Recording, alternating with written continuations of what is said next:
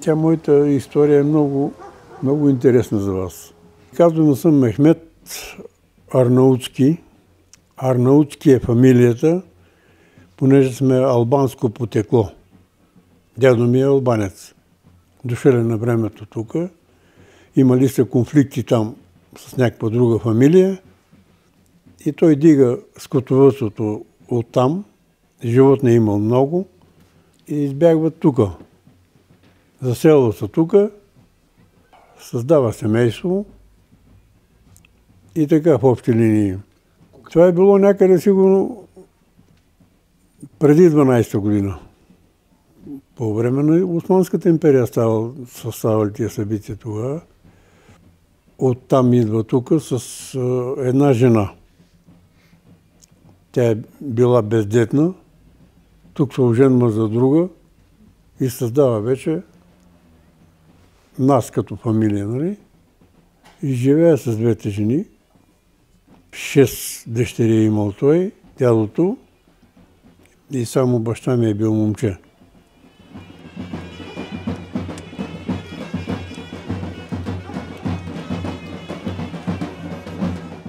Първите спомени, за голямо съжаление, не бяха много приятни, защото непосредствено след войната съм раждан аз. Глад, мизерии, въпреки че бяхме така заможна фамилия, много земя имахме, тук в селото имахме много животни, овце, крави, говеда, такива волове. И въпреки всичко си беше пак мизерия. Нямаше хляб. Правеха хляб от метла. Тая захарната тръстика, къде е. Тук се сееше много на времето и от семената се правеше хляб, един такъв черен, но много черен хляб. Иначе вкусен, към който се прибавяше и такива зърна, фасул и млеко. Това беше основната храна, млеко от животните. 7 деца бяхме. Аз съм предпоследния. Както винаги, най-малките са най-тачени, нали? Аз нямам големи спомени. Става ми тъжно така,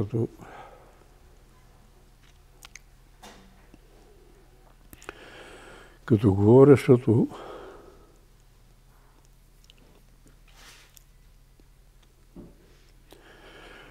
изгубих майка си.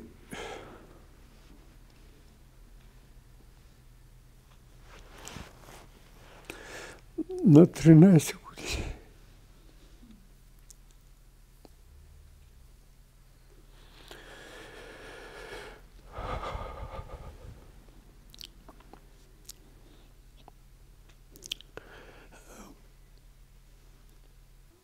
Медицина нямаше никаква, особено по селата.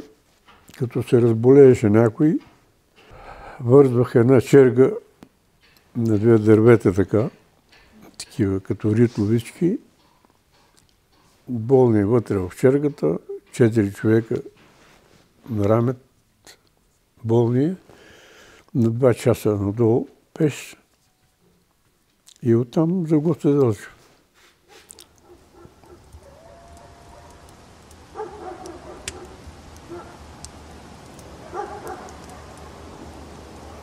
Аз имах леля, която живееше с нас до края на живота си. Тя е била семейна, омъжила се и сигурно по време на войната ли, 12-та година ли е било сигурно, се събирали мъжете, тогава са ги карали някъде и са го взимали мъжа. Те им викаха изгубените на тия хора, на тия мъже, понеже не са се връщали вече. Къде са ги карали, къде са ги убивали, не знам. И тя остава при нас вече. На баща ми сестра. И майка ми като почина, нас по-малките, тя ни отгледа. Надежди големи съм имала, но възможности съм нямала. Защото имаше много работа.Орене, копане, животни гледане. че съм спал по цели месеци, там където спят животните, нали, по колибите. Няма с кой да общуваш. Общуваш с животните и с кучетата. И овчарите, където са там. С тетрадката винаги в джоба. Там пишеш, там мъчиш нещо, да излезеш някъде, да поизраснеш малко по-нагоре. Такъв беше живота. Да се занимаваш с нещо, да ореш, да произвеждаш, да се радваш на това, което го си произвел. Къде са животните, къде с тетрадката, минаваха дните. Загубата на майка ми, нали? Това ни изгради ни като хора.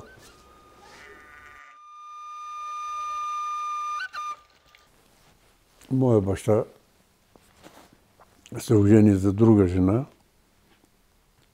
Живеехме си заедно. С наше разрешение. Съгласиме се, ожени се той. Тя имаше дъщеря, за която се ожених пък аз. Той му помоли, вика, най-добре ще бъде дъщерята на моята жена.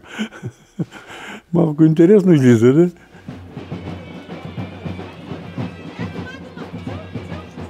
Не, бях много млад. Фактически в 10-ти клас. Сватбата беше същата като сега, както се правят сега сватбите.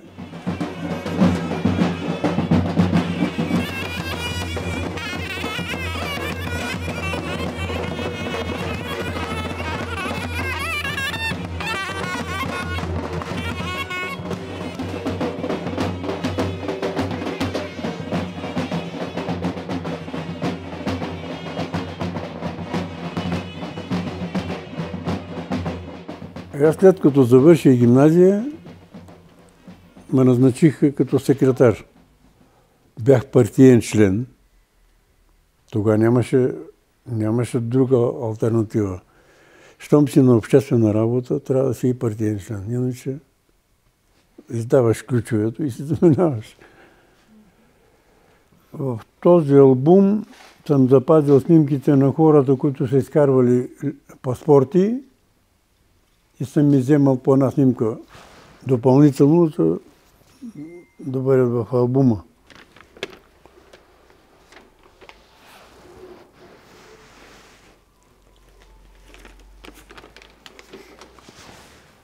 Това си беше по моя инициатива. Нещо лошо не съм направил. Спомените са хубаво нещо. Това е. Не, че се пригаждам, нали, към това, което е дошло или ще дойде. Просто съм си такъв характер, такъв човек съм. Искам да няма конфликтна точка.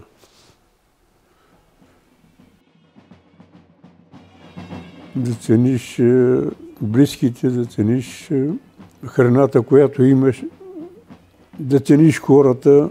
Аз не мога да си представя тя да излезна на улицата и да се размина с някой, без да си поговорим. Без да сменим по едно здраве най-малко. В момента от 7 човека сме само 3 живи. Една сестра имам. Тя е преди по-голяма от мене. 3 години е по-голяма. И един брат имам по-малък 3 години от мен. Той живее в съседното село. Имам 3 деца, 2 момичета и 1 момче. Голямото момиче има 2 деца. Тя завърши история с правителствена награда. Момчето завърши математика и информатика. Той е шеф на образованието в общината. Малката дъщеря има 2 момичета. Те завършиха и двете психология. Сина избяга рано по Испания, в Валенсия. Там му завършиха 2 момчета има и там завършиха и 2 момчета. Едното се ожени даже там. Те не ни остават децата, доволен съм много от тях. Това е сватбата, която правихме тая година на малката внучка на малката дъщеря. Това са двете сестрички, психоложките. Приятно име с мене. Играят внучетата, правнучетата, рибката около мене, с мене се борят. Това е живота, това храни душата ми. Аз обичам хората да се обичат. От това по-хубаво няма. Край на краища човечи сме, не сме животни, нали?